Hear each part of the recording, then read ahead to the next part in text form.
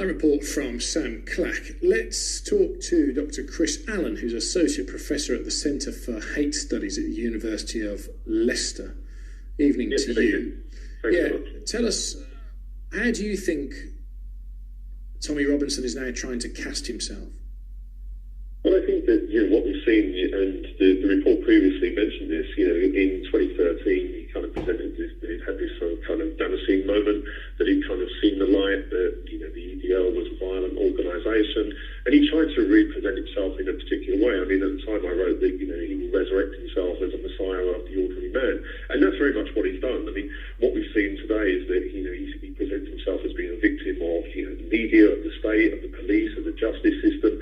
And actually, what we see today is that the law was applied fairly, and and that's why he's been released. And so so he's not actually a victim in any of these ways, but it sustains his kind of message and his kind of status as this kind of poster boy on the far right for him to actually play on this kind of victimhood mentality.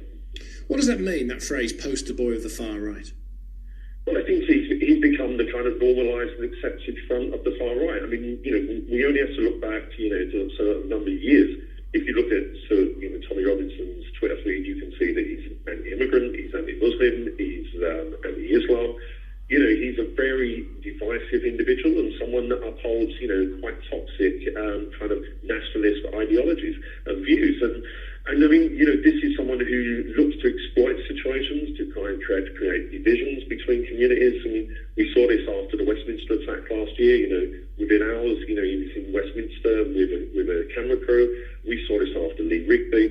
And also, we've seen this with the kind of trials of the grooming gangs as well. So how do we, because we've only got a minute left, Chris, how do we as a society deal with someone whose views are outside of the mainstream and may run contrary to the majority?